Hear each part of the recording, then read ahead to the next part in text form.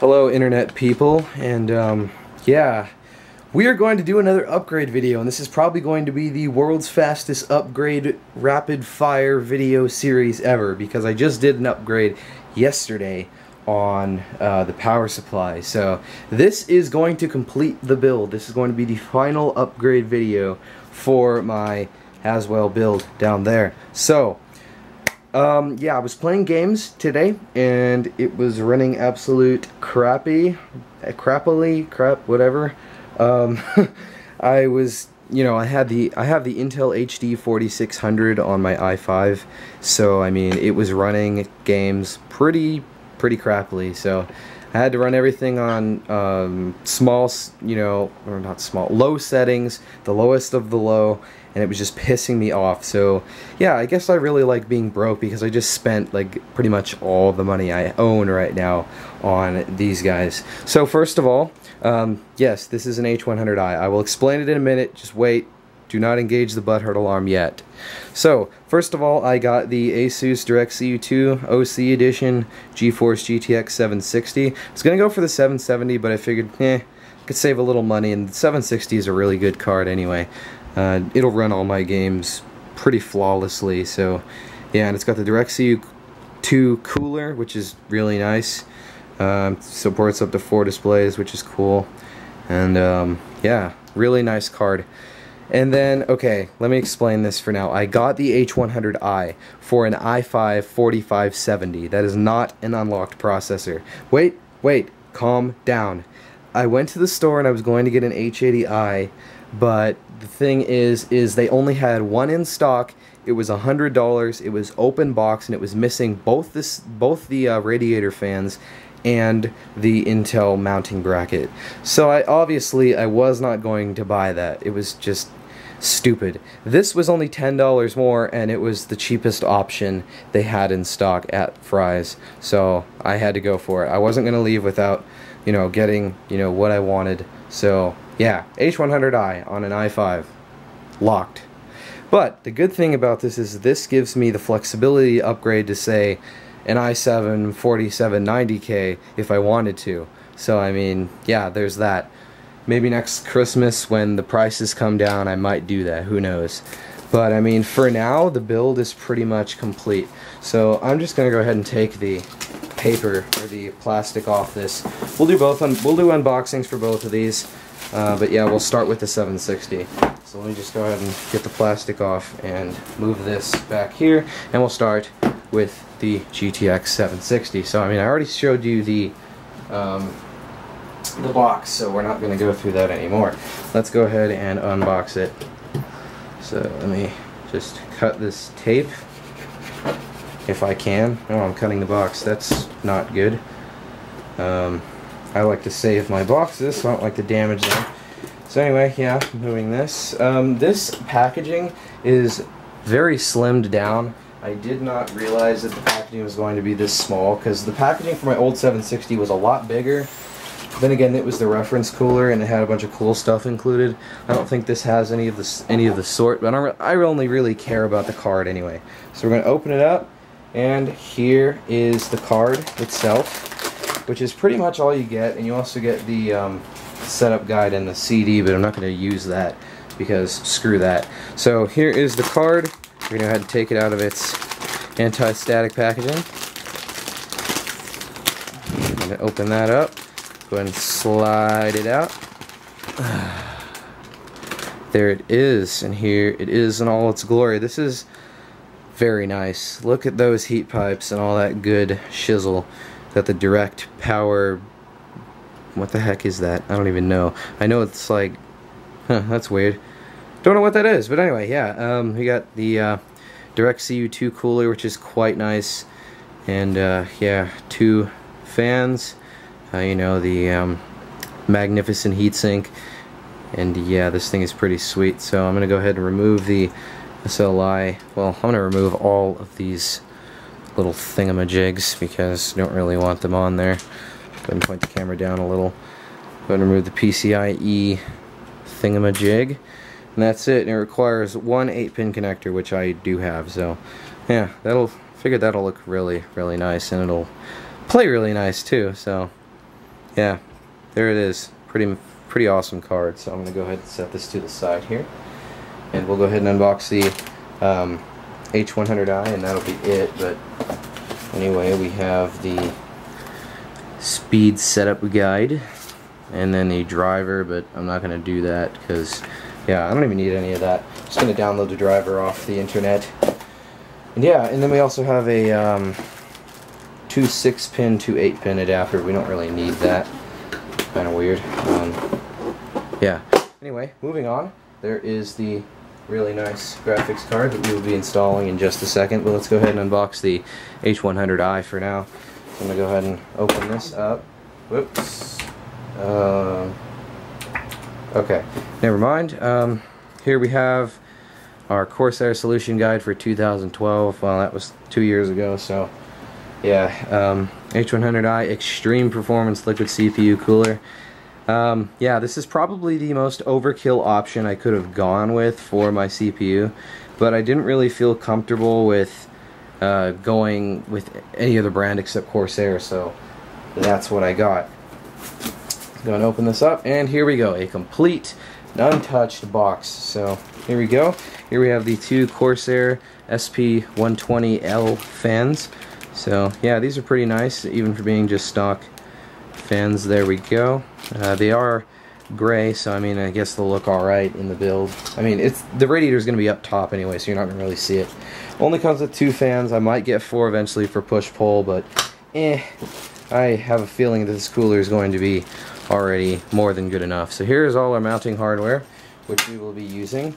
We have the Corsair Link, you know, fan controlling thingamajig, which I will be using. It sounds pretty cool. And then we have the Intel and AMD mounting brackets. In this case, obviously, we're going to be using Intel, so here is that one. Go ahead and open this up.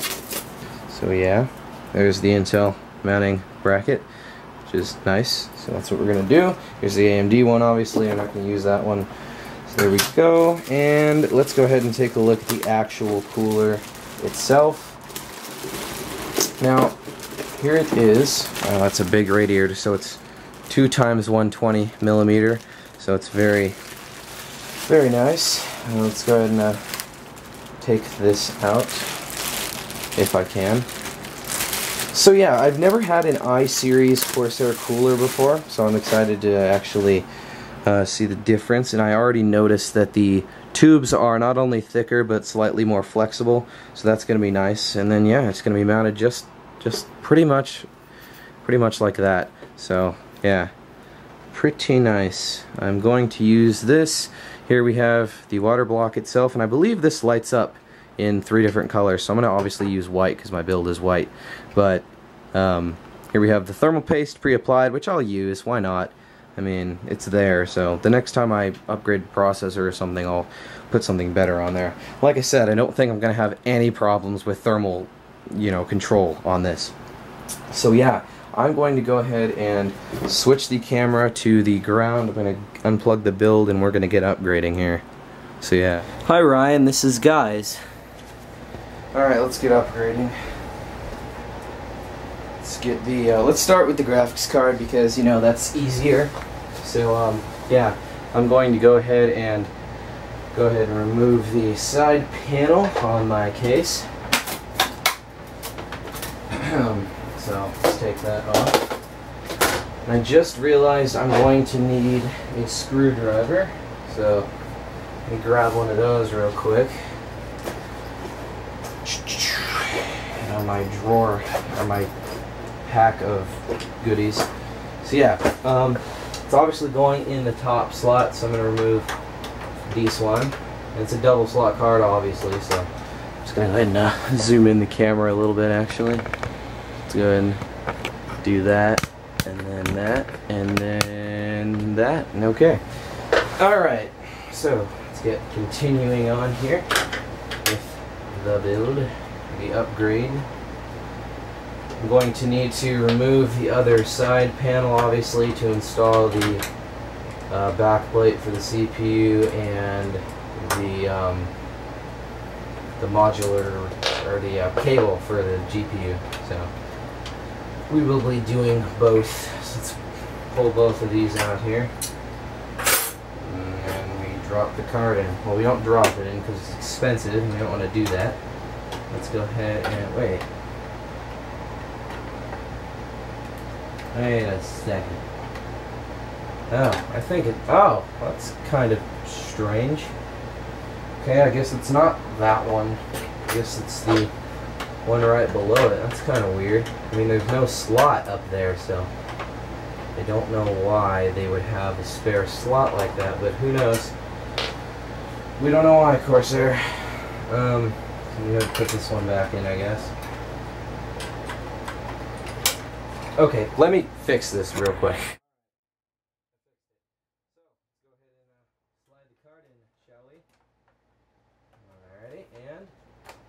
There it is. Now I have to screw it in before it starts sagging. It's not the only thing that sags, but you know. Yeah, moving on here.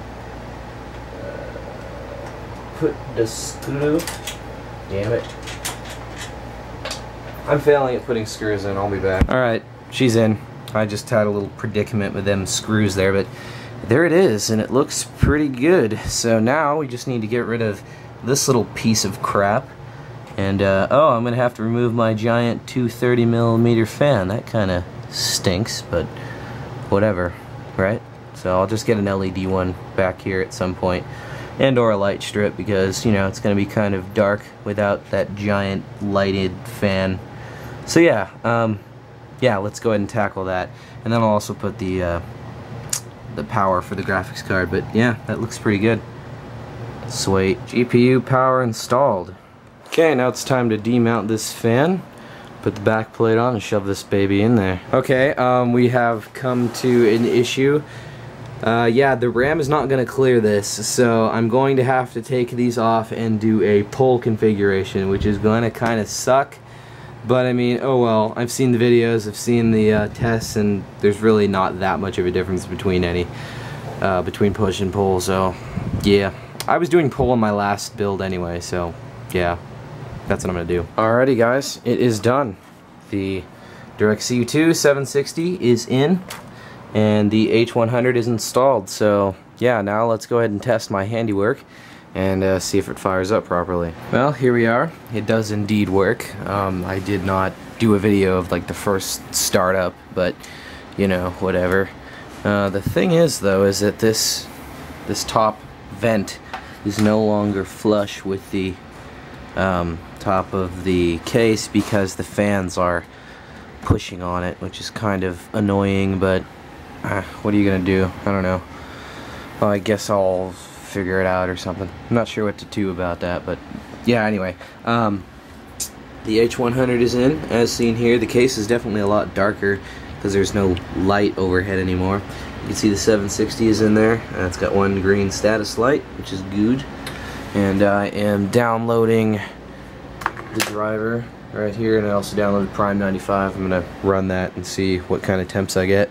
And actually, before this fan controller really did nothing. The max setting and the low setting were like nothing. But now, I mean, with the radiator fans, I can turn all the way up, and they'll turn up. And then if I turn all the way down, they'll slow way down. So I mean, this fan controller is actually a lot more relevant now. Ah crap, I just pressed the power button. Well, anyway, yeah, as I was saying, the fan controller is now a lot more relevant, which is nice. So there we go. I was downloading... Damn it. Well, anyway, yeah, that's the end of this upgrade video. See you guys later.